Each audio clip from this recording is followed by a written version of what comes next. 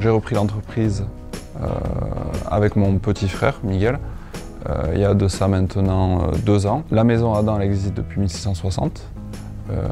L'histoire dit que le roi Louis XIV, lors de son mariage, aurait dégusté les macarons du pâtissier Adam. Et aujourd'hui, c'est un savoir-faire qui s'est perpétué de génération en génération jusqu'à aujourd'hui, en 2020, où on fabrique encore ces macarons de Saint-Jean-de-Luz.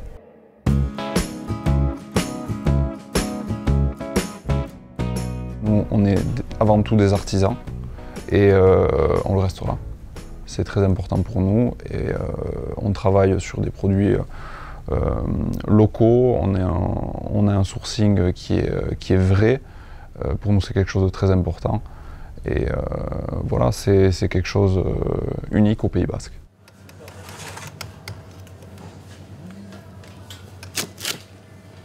J'ai toujours été préparé en fait, à reprendre l'entreprise familiale. Derrière, ça a évidemment été un souhait pour moi, comme pour mon frère, de faire perpétuer en fait, ce savoir-faire.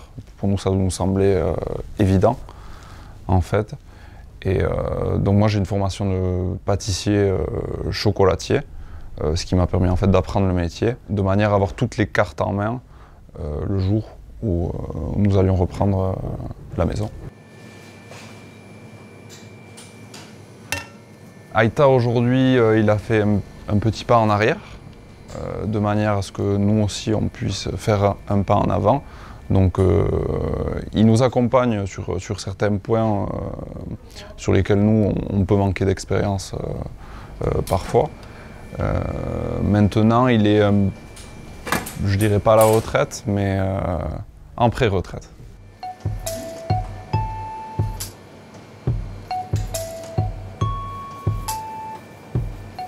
Aujourd'hui, la maison Adam, en 2020, on est un petit peu plus de 40. Ça commence à faire un petit peu de monde, même si malgré tout, ça reste une petite, moyenne entreprise.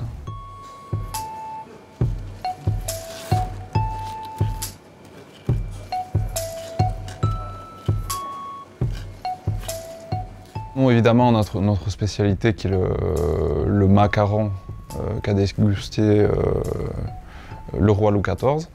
Bien sûr, on est au Pays Basque, donc on fait des gâteaux basques, à la crème, à la cerise, on en fait à l'abricot et aux noix, au chocolat. Ça, c'est une de nos spécialités importantes. Et depuis quelques années, on a développé également la partie chocolatière. Donc tout ce qui tourne autour du métier du chocolat, les bonbons de chocolat, les sujets et montages chocolatiers. Les rochers, les truffes, etc. Aujourd'hui, la partie chocolatière est assez importante pour la maison Adam et c'est quelque chose qu'on souhaite continuer à valoriser parce que c'est un vrai savoir-faire. Évidemment, pour nous, le Noël, c'est un moment très important. Donc cette année, on a, comme tous les ans, on change un petit peu de thématique. C'est assez stimulant pour moi et mes équipes de changer un petit peu, ça fait du bien. Aujourd'hui, on est sur des montages commerciaux, des sujets chocolatés sur une thématique qui est l'ourson. Cette année, on va faire des petits oursons en chocolat, très sympa. On a le retour de notre sapin gourmand qui fait office de cadeau, centre de table, avec des fruits secs caramélisés, donc une structure chocolat noir ou chocolat blanc, avec des anneaux. Avec des amandes, des noisettes, des pistaches caramélisées, c'est super bon. Et évidemment, les ballotins de chocolat un petit peu plus classiques, mais avec des nouveaux parfums. Aujourd'hui, on a un praliné avec du coco, on fait un praliné avec des brisures de gâteau basque, ça c'est super bon au chocolat noir. Enfin, on essaye d'innover chaque année, faire évoluer un petit peu les gammes de façon à proposer de nouvelles choses à nos clients parce que c'est là aussi qu'ils nous attendent en fait.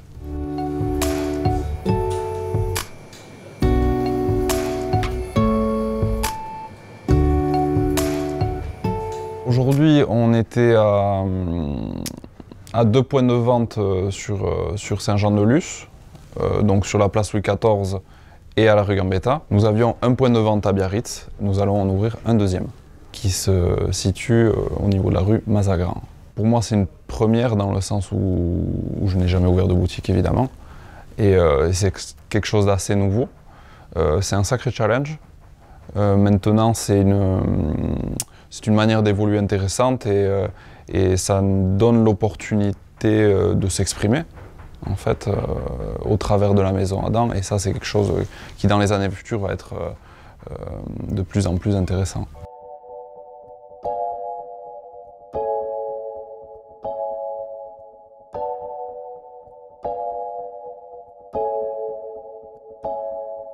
Le futur de la maison Adam, moi, on m'a toujours appris qu'on était avant tout des témoins. Donc l'idée, c'est que malgré tout, la maison Adam perdure, la maison Adam soit transmise. Et ce que l'on souhaite aujourd'hui, c'est garder une taille humaine, rester en local. Parce qu'on sait qu'aujourd'hui, c'est quelque chose qui se perd un petit peu sur des entreprises familiales.